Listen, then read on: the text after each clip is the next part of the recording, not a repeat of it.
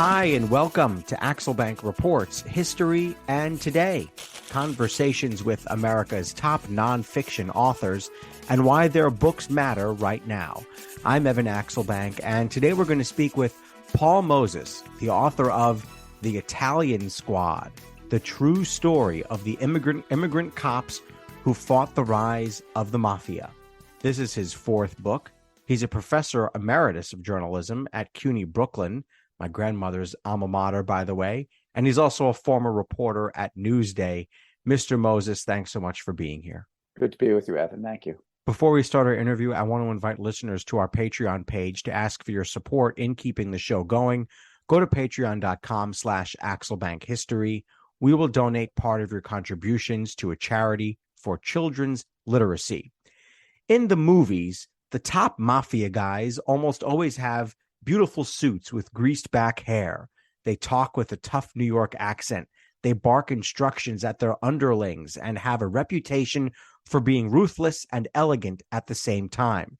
There's almost always a car chase, and there's a guy reflecting on the end on the tough life that he's led, not because he wanted to, but because it was necessary. If only I didn't have to do all these bad things, they often say. But I do, to survive. Sometimes they wind up dead. Sometimes they wind up in jail. They're almost never unscathed.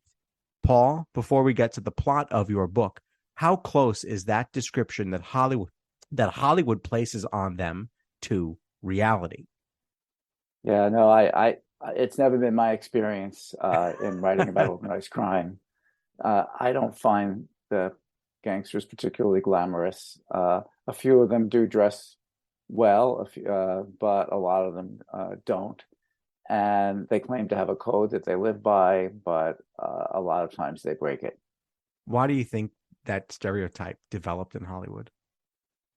You know, in writing this book, you could see it forming from the early days when there were Italians coming into New York, and it sells. It always did. I'm sure you've been to Arthur Avenue in the Bronx. I've certainly been many times. Even to today, you walk through there and you can still smell and taste New York of the early 20th century. The lamb carcasses hanging in the windows, the loaves of bread stacked up, the little restaurants, the fresh mozzarella.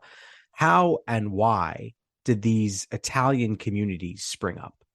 You're making me want to go there right now. But let's go. It was one of the world's great migrations from leaving mostly southern Italy. And at a certain point, it turned towards the United States. Initially Tunisia, believe it or not, Argentina, then in a big way, New York. And people settled close to other people they knew. And that's how those enclaves formed. How much? Not only that they knew them, but, you know, in Little Italy, it would be maybe Calabrians on one side of the street and Basilicatans on the other side of the street, and a block over would be Sicilians. So people really went by their region and even their town. Wikipedia says 4 million Italians came to the U.S. between 1880 and 1924, with half of them coming between 1900 to 1910, which is the beginnings, at least, of your book. Why did people in Italy come to America at first? What was happening in Italy that led them to leave? You know, the unification of Italy was a great thing. The Italians threw off centuries worth of foreign occupiers, but it was really, I think, a government of the North, and life in southern Italy just got worse, and it was pretty bad already. So people were pushed to the breaking point. It's not kind of the Italian way to leave your family and go someplace else, but it was just the desperation, the poverty that led so many people to leave. It was just lack of access to food and jobs and employment and all those things. All those things, yeah. What was happening in New York and in America that made them, let's say, choose here as opposed to somewhere else? You mentioned Tunisia and some other places, but what was the magnet that New York City and America offered? Well, first of all, it just developed its reputation as a place where you could get jobs. And there were indeed, you know, the city was just growing and growing and growing. It was, basically Italian laborers who built the subway, for example.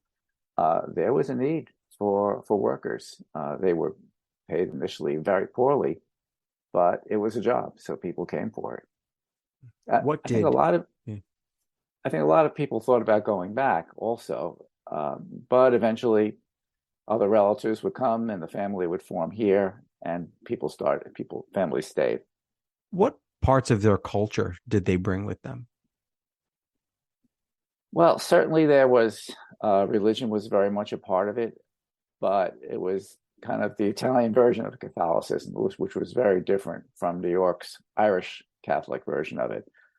Um, the hallmark of Italian culture is family, and staying close to family and working for the family were very important to Italian immigrants, and I think that stays with Italian culture. What prejudice did Italians face once they came to New York? It was really enormous, and it's hard to even understand it today because there were ideas at that time that were considered respectable, that certain races were just inferior to other races. They called nationalities races, um, and so Southern Italians, and I say this as the grandson of Southern Italian immigrants on my mother's side, were considered basically genetically inferior, that they would never make good American citizens. So you have all the other prejudices that come against people who speak differently, dress differently, are now poor, and then you add on top of that the kind of official, ideas that were circulating that these people were just racially inferior. So that the prejudice that the Italian immigrants and others at that time too had to face was really, I think, more intense than it's easily imagined today. What impact did the language they speak um, have on not only the groups that they formed here, but on the reasons that they wound up living near one another? Well, first of all, their dialects, did vary a lot. So even within the Italian community, they will look at it as different dialects. I think that in terms of what I wrote about, the main problem was that the police, didn't understand Italian at all, and there were extremely few Italian-speaking police officers. As a result, and the Italian community distrusted the police because they had bad experience with the authorities in their own country. So there really was a wall between the Italian community and the police, partly because of language and partly for cultural reasons. Which Italian immigrants and how did certain Italian immigrants choose to be on the side of the law? Which decided to go around the law? And which decided, and how did they decide to do both? Well, the detectives on the Italian squad, once it was formed, they felt strongly that the Italian immigrants who were committing serious crimes were people who had done the same in Italy and were fleeing the Italian justice system. So their aim was to find those people and get them out of the country if they could, or get them convicted. Um, so who became police officers? They tended to be Italian immigrants who were more open to assimilating and into the American culture, and wanted to be American. So I would say that's true of all the detectives I wrote about who were on the Italian squad. When we hear the term the mafia, people certainly understand it means some level of organized crime. But what exactly does the mafia mean? Yeah, it was treated in very flexible ways in the period that I was writing about. So the mafia would be the organized crime hierarchy in Sicily. That's and then you had the Camorra criminal organization in Naples. one of the problems Italians faced in New York was that every crime that they may have been involved in was somehow part of some big international conspiracy. And most of what the Italian squad detectives faced was very local, by local gangs, and had nothing to do with what was going on in Sicily. So those terms are used very flexibly to the point that mafia seems to apply to any criminal gang that's organized. How were these groups organized? What was the hierarchy like in a mafia group in an organized crime ring that Uh, had Italian roots? we didn't really have an American mafia until you kind of get to that period you talk about with the movies, right? The Godfather kind of defines it in popular culture. So that's really the 1930s. So I'm writing from 1904 to 1922, and I'm kind of exploring how some of these groups did coalesce. The hysteria that gripped the city in this earlier period involved what we call the Black Hand. The Black Hand was never a giant secret society. What happened was some criminal came up with the bright idea of sending out an extortion letter with a black hand on it, claiming it was a Black Hand organization. And the police at the time arrested the people who did that threat, but it really caught the imagination in the newspapers. And so they're always writing about the Society of the Black Hand, this international criminal organization with, a mafia control. It was never true. So you asked how the idea of kind of the Italian reputation took a beating from the start. That's really how it developed. We these days hear about gangs either in urban or rural areas, and their goal is often to trade drugs and control territory. And, they have ways of recruiting young people to join them. What were the specialties of the first organized Italian crime rings? What were they after in the early 1900s? So the founder of the Italian squad, a very famous detective, Lieutenant Joseph Petrosino, was very mindful that these small and really disorganized bands of thugs who were doing shakedowns in New York and trying to do kidnappings, bombings, if they to coerce people into paying off.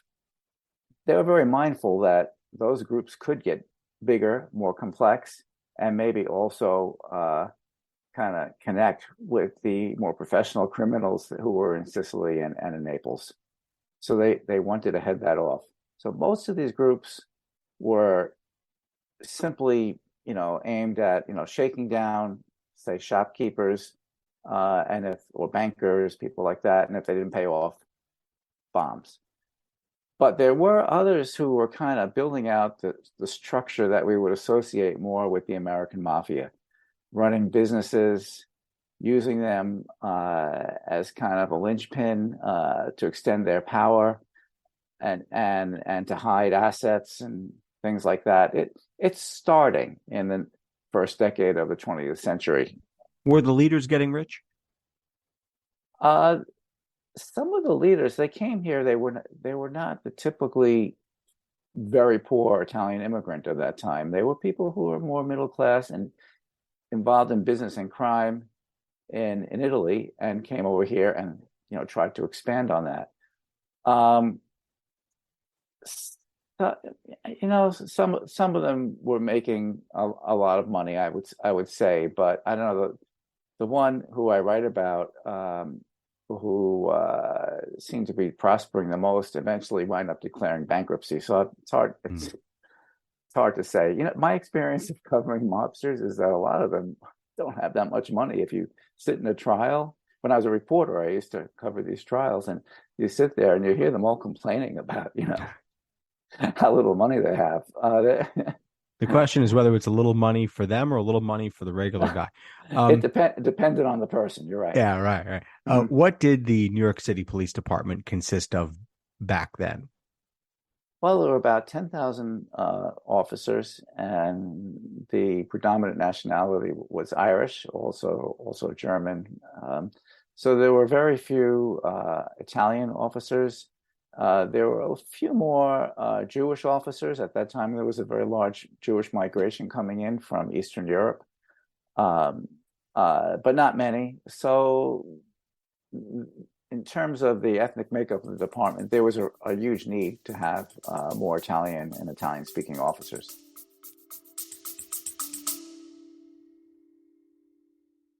Baking from our childhoods just sticks in the memory, doesn't it? We never set off on holiday without piles of Tupperware. And there'd always be Bakewell slice, flapjacks, and tray baked scones in the boot. Do you not do that, Lisa? No.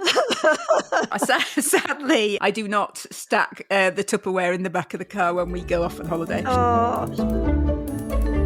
Welcome to Small Ways to Live Well, a new podcast from the Simple Things magazine. Season 2 is a pick-me-up tonic that helps us make the shift from winter to spring. A 6-week suggestion box full of things to note, notice and enjoy about the season. Search for Small Ways to Live Well on your podcast app.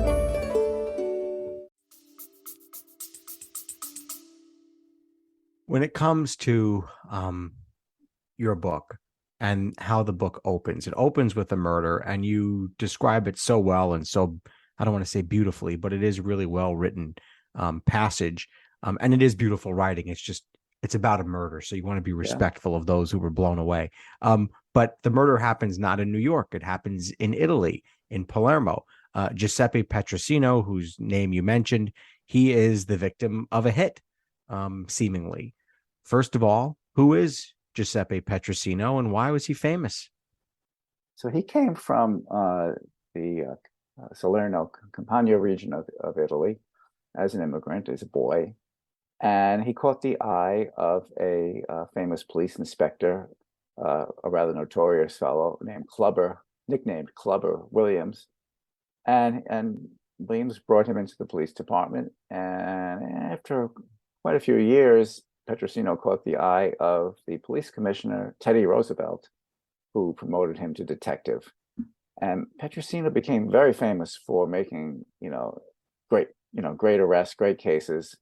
I mean, if it happened in the Italian community, it was up to him, basically. There were not many people who knew how to work that community. What were the policing techniques that Petrosino developed? Well, he was very good with disguises, and he would just go places disguised as a laborer or something, and just listen and gather information. So that was one of his best things. And he was tough, and if need be, he would threaten criminals to lay off such and such person who they were threatening. So he put his heart into it. And the problem was that I think he had a good sense for what was going on in the community, but people still didn't want to testify. They were afraid to. And so what he tried to do was, there was a law passed in 1907 that made it possible to deport people who came from another country with a criminal record there. But you had to get it done within 3 years of their arrival. So the main reason he went to Italy was to secure Italian court records so they could prove this. They were previously asking for them through diplomatic channels, and it was just a very slow process. And finally, the commissioner sent him over to deal with that. Meaning to Italy. Yes. Tell us about the hit. What happened that night? It's a riveting paragraph. Well, he goes to dinner after a busy day of working. He's taking the train out to a small town in the countryside, comes back to Palermo in the evening, goes to the little restaurant where he'd been going every night while he was there. And two men come into the cafe while he's having dinner and they say something to him, somebody wants to meet you.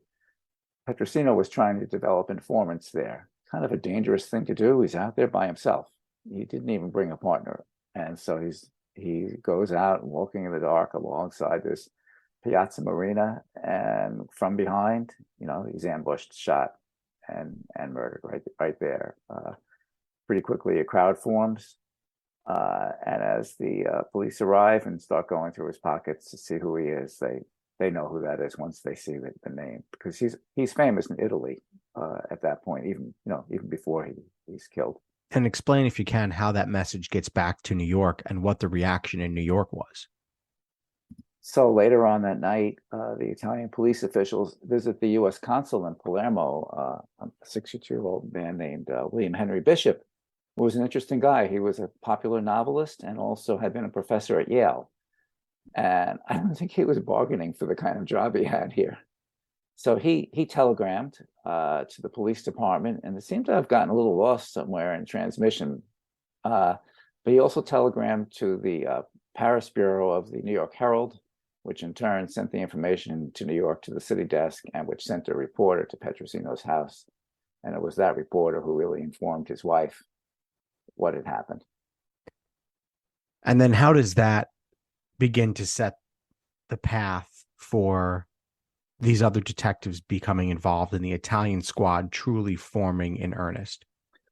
Right. So I focus a lot of the book on the successors to Joseph Petrosino, because people who read about this, they already know a lot about Petrosino, or they know they've seen the movie Pay or Die, where Ernest Borgnine plays him, or he's, so I focused. And so right away, the police department wants to send another detective who was close to Petrosino, named Anthony Vacris, over to Italy to complete his mission. And immediately they begin getting the credentials, and within a few days, Vacris, and this time they send a second officer, is on his way. And this time they're going to see if the Italian authorities will protect them. They wanted to go kind of under the radar. Well, we didn't have radar, but they wanted to go. They didn't know what that meant. Go quietly, right? And anyway, because they had blown the Petrosino mission, the commissioner had blabbed about it to reporters, so it was supposed to be secret, and it wasn't. So yes, they send Vacris over to really literally follow in Petrosino's footsteps. Your story and your book really has wonderful, wonderful detail. Explain the sources that you used for this. How did you piece together this story from over 100 years ago in really, really vivid, intricate detail, sometimes on a minute-by-minute basis? Yeah. Well, it involves a lot of different sources. One is newspapers, of course, and we had so many newspapers in New York in those days. I would say they're always accurate and reliable, especially on a topic like this, which tends to be sensationalized. But if you read, enough accounts, you can start to piece together where the truth is, and there's sometimes good details in the writing. But also, court records really help to check against that. And then all kinds of public records that are becoming easier and easier to get, through databases that are online. So census records, for sure, will yield you a lot of information. And then state prison records were available. Even something like a passport application will tell you kind of the comings and goings of people, and also give you a description. So there's a whole lot of draft records, all that stuff helps to everything has some details, so it all adds up. There were a lot of newspapers back then. Hey, when I was growing up, there were still 4. Then you guys at Newsday went to Long Island. I'll never forget that last cover that Newsday put out in New York that said "So long, New York." That was really sad, with a big picture of Manhattan on it. Yeah. But there were many more back then. Did you find their accounts to be reliable? I mean, I know they were plentiful, but were they reliable? I mean, some more than others, and after a while, you start to get the hang of what to pay attention to. I'm a Brooklynite, but I actually found the Brooklyn newspapers of that period tended to be a little more grounded and not quite as, hyped up. The Manhattan papers were really in big newspaper wars with each other. I guess the Brooklyn papers were too, but it was just like lower key. I think the key is to kind of bounce them off against each other and to try to confirm through other sources enough of it so that I become comfortable that the account is factual. Some of I don't want to make it sound like it was all terrible reporting. Some of the writing I read I really admired, and some of the reporting was beautifully detailed too. They tended to write longer stories then, so they had more space. Were these papers you had to pick up and hold in your hand to read them, or are they all available online at this point? A lot of them now are available online, but some I had to get off microfilm. So that New York Public Library in particular has a good collection, especially the Italian language papers. And I thought it was important because I wanted to get, where the Italian community stood on these things. Do you speak Italian? I can't really say I speak it, but before I wrote a previous book that dealt with Italians in New York, I took 3 semesters of it at Brooklyn College. So I can read it. And if I'm taking a trip to Italy and I practice for months beforehand, I could converse with people who are extremely patient. But you know enough to get out of the articles what you need to get out of, right? Yeah. Yes. Cool. Yeah. That's cool. All right. So what did these 4, or I guess 3 officers now with Petrosino gone, what did they hope to use policing to achieve? Well, I think their real aim was to get rid of the Italians who were causing all the problems for their countrymen, for their fellow Italians, and who were hurting the reputation of Italian Americans for generations to come. And they were tough cops, and they were very motivated, and so in other words, if people see us being good cops and people see representatives of the Italian community contributing to the overall success and safety of New York, then people will think the rest of us Italians are cool and good and on the level. That's a part of it, but I don't think they were trying to show that they became hero, celebrities nationally. They were celebrated for their work, and I don't think they thought that just because of that we're elevating the Italian people. I think what they wanted to show was that it's just a small percentage of Italians who are causing these crimes, and that the vast majority of Italians were very hardworking and would make good citizens. And they were always explaining also the police department to the Italian community. They wanted to get the Italian community, desperately wanted to get the Italian community to cooperate better with the police. I was going to ask, what was the reaction to some officers who were really on the level and trying to do a great job? What was the reaction to the officers in the Italian communities? Did they support those officers? I think personally, they were very well liked. People were proud of them, except maybe among hardcore criminals who really hated them. But a problem emerged after a while that some leaders of the community began to object. I think understandably, why is there an Italian squad? I mean, that was the official name.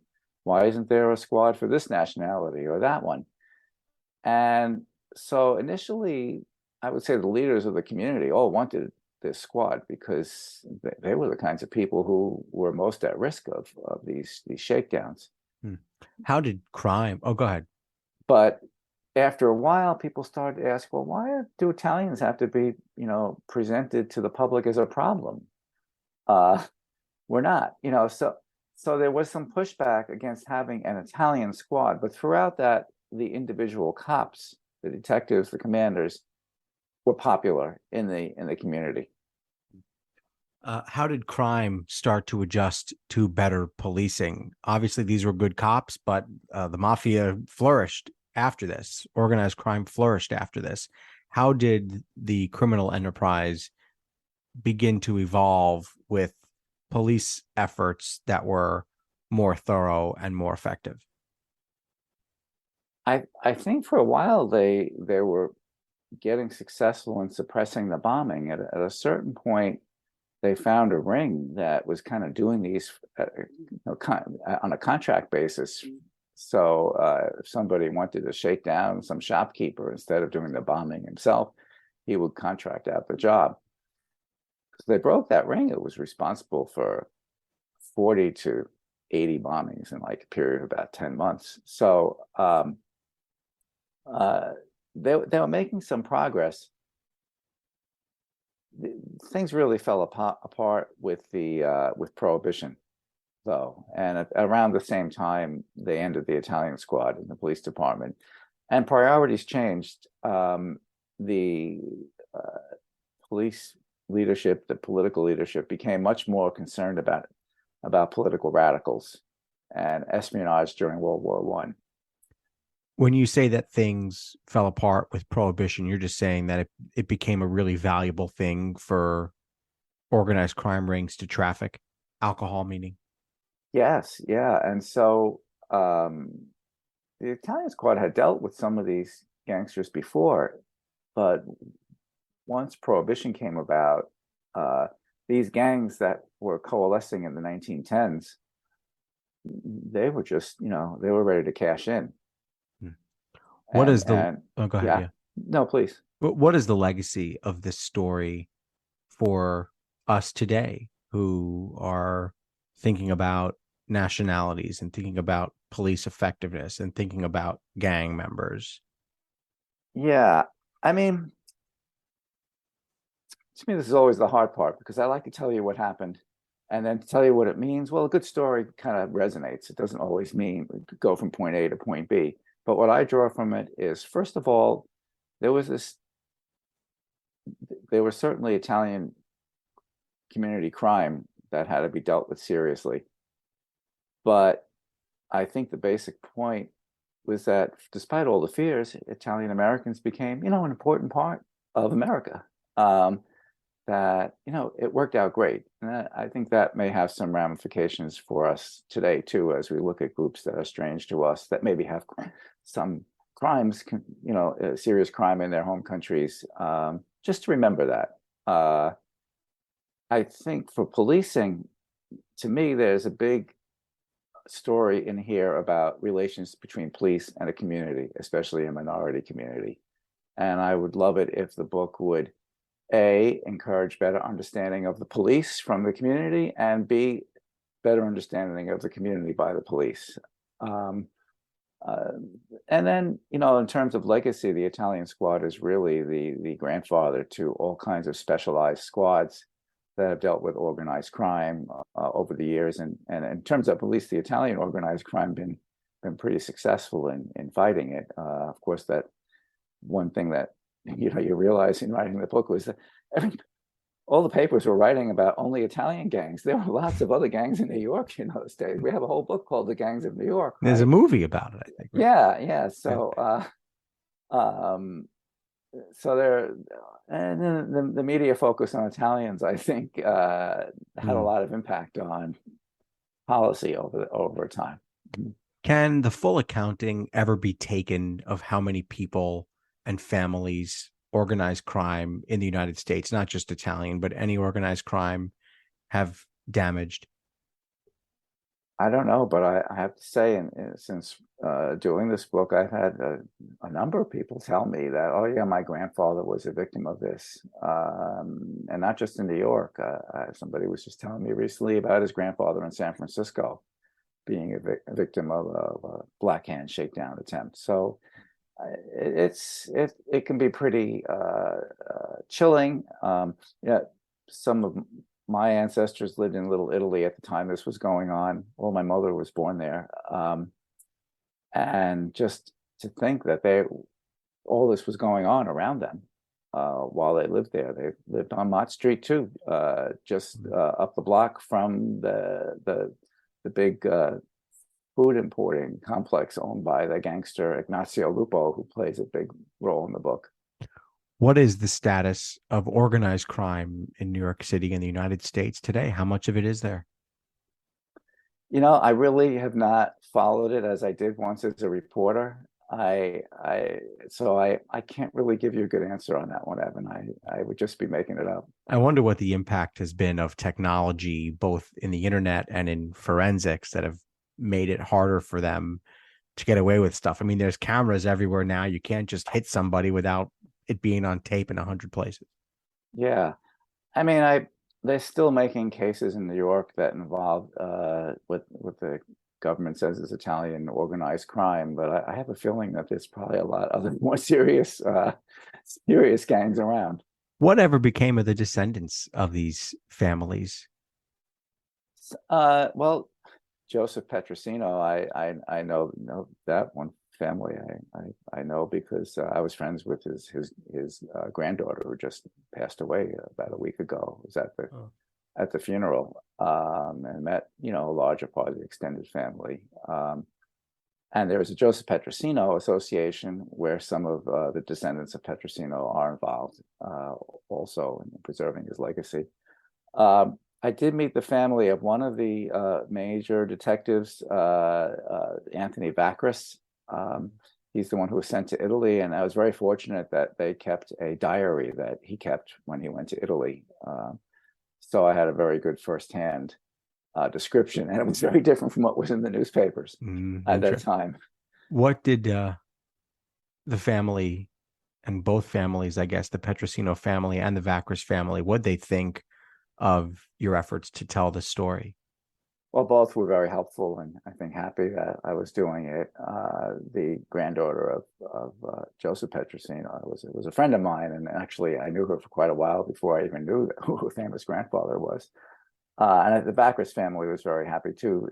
His story is an amazing story, and it hasn't been told in detail until this. So I think they were happy and curious to learn more also. So this is about your larger career. How do your book topics flow from one to the next? You've written about the Irish-Italian relationship to Islam, and then you've written about Francis of Assisi's mission of peace, and now this. How do you see these topics kind of crashing into one another to the point where, you're writing books about each of them and one comes out of the next? Yeah, I mean, it is what happened that one came out of the next. So I wrote this book that was published in 2009 by Doubleday called The Saint and the Sultan, The Crusades, Islam, and Francis of Assisi's Mission of Peace. And that one, I had been a religion writer in my last assignment at Newsday, and I left just amid 9/11. I was changing into a new career as a teacher of journalism. And I think I missed being a part of what was going on in newsrooms following 9/11 here in New York. I actually wrote the paper's main story on the day of the attack, but so it's a strange time to leave. Yeah, but I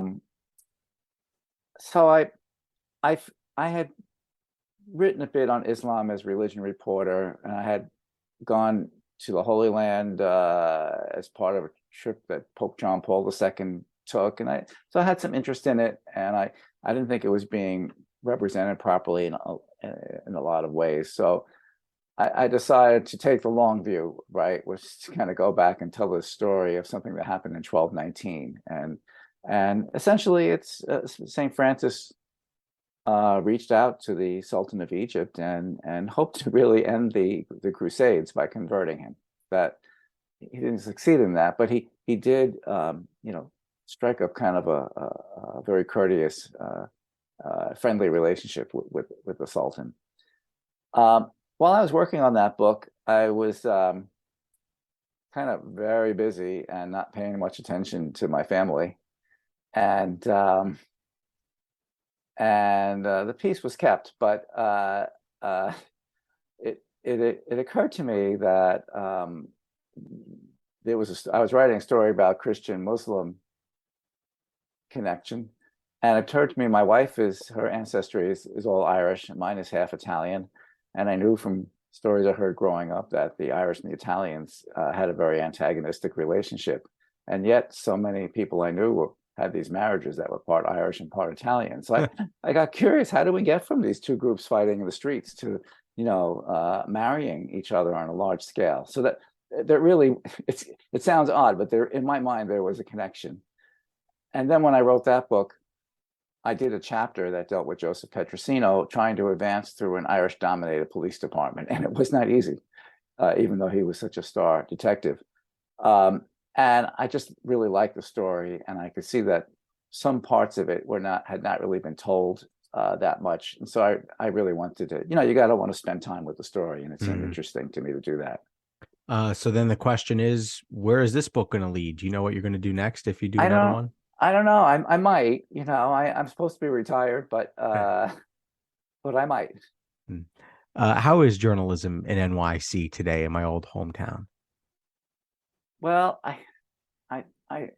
the local coverage has really been a problem, but I do see some places that are signs of hope. The newspaper we used to, when I hate to sound like an old timer, when I was young, but when I left the newsroom in 2001, there was so much more local coverage. It was so much more detailed. And I actually did a series of articles. I wrote them for the Daily Beast on the decline in local coverage, and I focused on New York. Since that series ran, there have been a number of startups and things expanded. So they're basically online, like a news organization called The City. So there is, if you want it, there is a lot of local news out there to seek. So I would say things are a little better than they were, but it is a lot thinner than when I was a reporter. The public officials just had much more of a challenge. What signs of hope do you see in students, in journalism students? What are the how are the seeds of great journalism being planted right now? I know you're the professor emeritus at CUNY Brooklyn, but just give us an insight as to what journalism students are learning these days, and how you see them picking up the craft. I always found it interesting that the students really liked learning about the traditional ways of doing it, being fair and verifying and finding your facts and sifting them through, being accurate.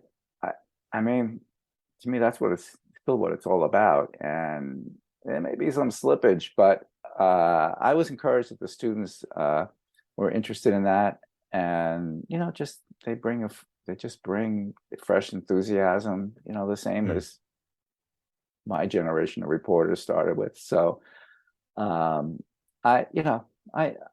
there's still plenty of talented young people who want to do it. We need to make sure that the jobs pay enough for them to stick with it. Yeah, no kidding. There's nothing like an energetic young college student, that's for sure, who's excited to take up the craft. It's great to do it for a couple of years, and whatever you go into after that, you're just in high gear. But there's got to be a job that lets them have a family and support a family and stuff like that. And they're out there, but they're not. There's not by far not as many of those jobs. All right, we talked about food earlier on this episode. What's your favorite Italian food? My favorite, I love chicken cacciatore, but I like to make it. I just made pizza tonight, but there you go. Yeah, I'm going pizza. Okay. Paul Moses, the author of The Italian Squad, the true story of the immigrant cops who fought the rise of the mafia. Thanks so much for being here. Pleasure, Evan. Thank you. Check out the book. Check out his Twitter feed at Paul B. Moses. I want to invite listeners to our Patreon page to ask for your support in keeping the show going. Go to patreon.com/AxelBankHistory. We will donate part of your contributions to a charity for children's literacy. And thank you for listening to Axelbank Reports, History and Today, conversations with America's top nonfiction authors and why their books matter right now. Check us out on Facebook, Twitter, and Instagram at Axelbank History. We update those with clips from the show, guest announcements, and book recommendations. See you next time. Thanks.